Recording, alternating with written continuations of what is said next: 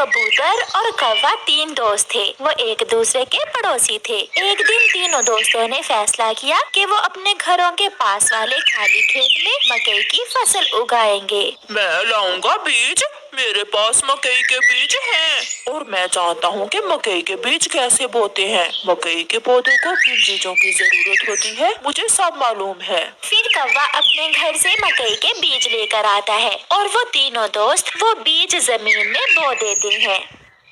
गोरी, हम तीनों दोस्तों ने मकई की फसल उगाई है। अब हमें कुछ ही दिनों में अच्छा मुनाफा होने वाला है। रानू, मकई की फसल बेचकर जो मुनाफा होगा हम उन पैसों से अपना नया घर बनाएंगे। लूसी, मैं सारा मुनाफा लाकर तुम्हें दूंगा और लूसी तुम उस मुनाफे को संभाल कर रखना। वो हमारे बच्चों की पढ़ाई में काम आएगा। फिर दिन गुजरते गए और तीनों दोस्त अपने मकई के खेत में सारा दिन काम करते रहे।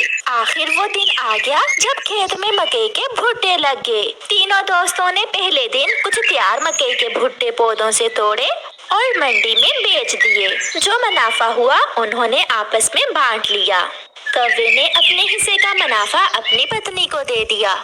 ये रहा हमारा पहले दिन का मुनाफा। ये पैसे तुम संभाल कर रख लो, ये हमारे बहुत काम आएंगे। मानो चिड़ा अपनी पत्नी से ऐसे कहता है। कबूतर भी अपनी कमाई अपनी पत्नी को दे देता है। ऐसे वो तीनों दोस्त हर दिन का मुनाफा लाकर अपनी अपनी पत्नियों को दे देते। फिर एक दिन कौवे की पत्नी ने अपने पति के लाए हुए पैसों से एक बहुत ही सुंदर सोने का हार लिया। वो हार उसे बहुत पसंद था। चिड़िया रानी, देखो तो मेरा ये हार कैसा है। ये हार तो सोने का है। ये बहुत सुंदर है। ये तुमने कहाँ से लिया? मैंने ये हार अपने पति की कमाई से लिया है। मैं भी लूंगी ऐसा एक हार। मैं भी लूंगी। मेरे पति की कमाई भी कम नहीं है। लूसी कबूतरी गोरी कौवे का हार देखकर ऐसे कहती है, मगर तुम दोनों याद रखना, हमारे पतियों ने हमें अपनी कमाई संभालने के लिए दी है। जब उन्हें पैसों की जरूरत होगी तो वो हमसे मांगेंगे। जब समय आएगा तो देखा जाएगा।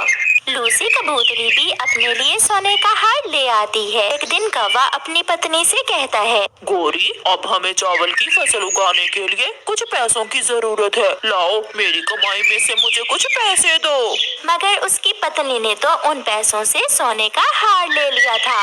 मगर पति जी, मेरे पास तो पैसे नहीं है। मैंने उन पैसों से अपने लिए सोने का हार ले लिया है। क्या? ये तुम क्या कह रही हो? सारे ही पैसे खर्च कर दिए तुमने। मैंने बहुत मेहनत से कमाई की थी। जाओ, तुम मेरे घर से निकल जाओ और जब तक मुझे वो पैसे ला कर नहीं देती हो तुम मेरे घर में ना आना।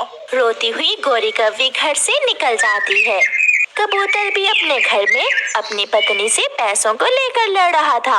उजाड़ दिया तुमने, सब उजाड़ दिया। मैंने भविष्य के लिए वो पैसे संभाल कर रखे थे। तुम जाओ, मैं तुम्हें अपने घर में नहीं रखूंगा जब तक तुम मुझे इतने पैसे कमा कर नहीं ला देती हो। पति जी, मुझसे गलती हो गई। अब मेहनत करोगी तो तुम्हें एहसास होगा कि मेहनत से कमाई कैसे करते हैं। लूसी भी रोती हुई घर से निकल जाती है। लूसी और गोरी कौवी रोती हुई चिड़िया के पास जाती हैं और चिड़िया को सारी बात बताती हैं। मेरा पति कहता है कि जब तक मैं कमाई करके नहीं लाऊंगी वो मुझे घर में नहीं आने देगा। मेरे पति ने भी ऐसा ही कहा है। तुम दोनों ने अपने अपने पतियों से पूछे बिना पैसे खर्च करके बहुत बुरा किया। अब तुम दोनों ऐसा करो कि मकई के खेत में जो जगह खाली है वहाँ मूंगफली उगा लो और मेहनत करो। ये सुनकर गोरी कौवी और लूसी कबूतरी बहुत खुश होती हैं। वो दोनों ऐसा ही करती हैं। वो अपने खेत में मूंगफली उगाती हैं। वो बहुत मेहनत करती हैं। वो दोनों नदी से पानी ला कर अपनी मूंगफली के पौधों को देती। कई दिन मेहनत करने के बाद उनकी फसल तैयार हो जाती है और वो दोनों गोरी कौवी और लूसी कबूतरी वो मूंगफली मंडी में बेच देती हैं। पति जी, मुझे एहसास हो गया। मैंने जब मेहनत से कमाई की तो मुझे एहसास हुआ कि मेहनत की कमाई संभाल कर रखनी चाहिए ताकि भविष्य में हमारे काम आए। इसीलिए मैंने तुम्हें कमाई करने को कहा था ताकि तुम जान सको कि मेहनत करना कितना मुश्किल है। कबूतर भी अपनी पत्नी से खुश हो जाता है और फिर वो सब हंसी खुशी अपना जीवन गुजारते हैं। प्यारे दोस्तों, इस कहानी को लाइक करना बिल्कुल मत भूलना।